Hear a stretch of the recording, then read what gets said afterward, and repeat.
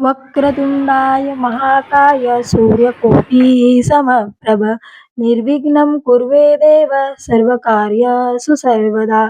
यशाची सुरुवात कोणत्याही यशाची सुरुवात बाप्पाच्या आशीर्वादाने होते.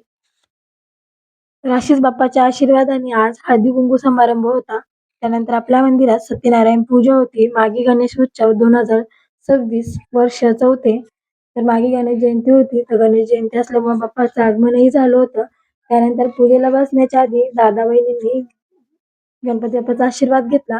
त्यानंतर ते पूजेला बसले. ब्राह्मण काका आले होते, पूजेला बसले. त्यानंतर त्यांच्या मागे ज्या उभ्या आहेत त्या आमच्या माजी नगरसेविका पद्मा काकी आहेत.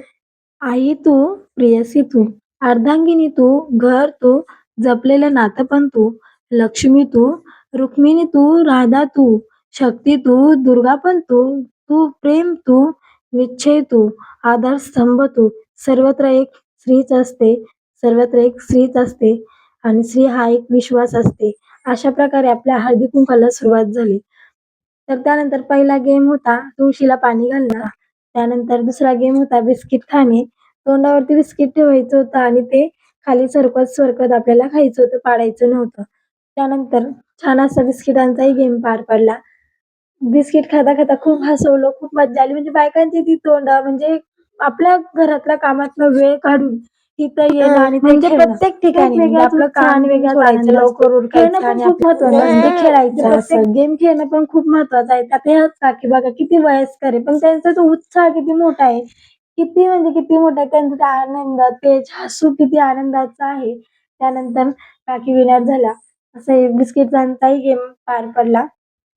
बिस्किटांचा गेम झाला. त्यानंतर पत्रावळीचा गेम होता. पहिला राऊंड सुरू होता. एक पत्रावळी पुढे ठेवायची होती, एक मागे ठेवायची होती आणि फक्त पाय जमिनीवरती ठेवायचा नव्हता, पत्रावळीतच ठेवायचा होता.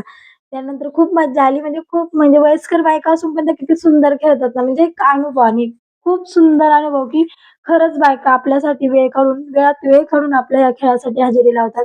खरंच भाग्य समजायचं. कारण महिलांना कुठं जाण्यासाठी, कुठं फिरण्यासाठी चान्स भेटत नाही. घरकामातनं कधी सुट्टी भेटत नाही.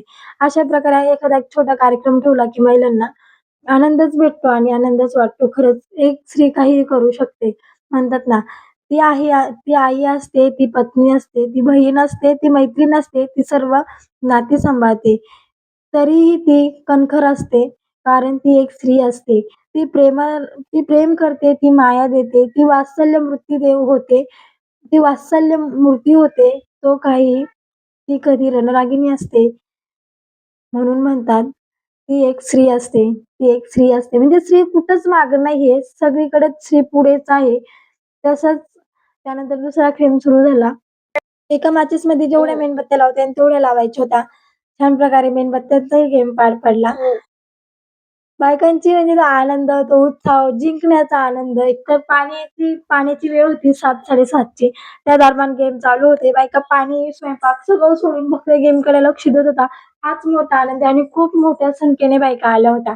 खूप मोठ्या संख्येने आल्या होत्या. सगळ्या म्हणजे गेम खेळण्यासाठीच आल्या होत्या. म्हणतात ना, एक कोणता तरी दिवस असतो असा. त्यानंतर मीही गेम खेळले मेणबत्तीचा. खूप छान वाटलं गेम खेळताना. मी ती पर्पल कलरची साडी घातलेली आहे आणि माझी फ्रेंड आहे दुसरी. त्यानंतर आमच्या दोघींमध्ये स्पर्धा लागली होती. सगळ्या म्हणजे 6-7 जणी होतो एका स्पर्धेत.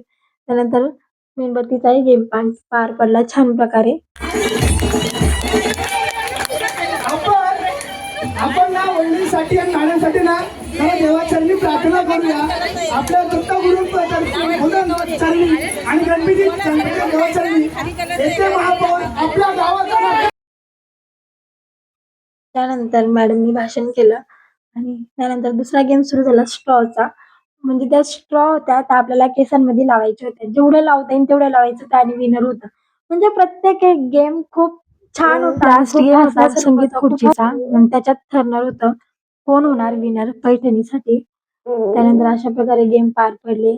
छान प्रकारे हळदी कुंकू झालं. नंतर आपल्या बाप्पांची आरती झाली, दत्त महाराजांची आरती झाली. व्हिडिओ आवडला असेल तर लाईक करा, शेअर करा, सबस्क्राईब करा आणि कमेंटमध्ये गणपती बाप्पा मोरया लिहायला कोणी विसरू नका.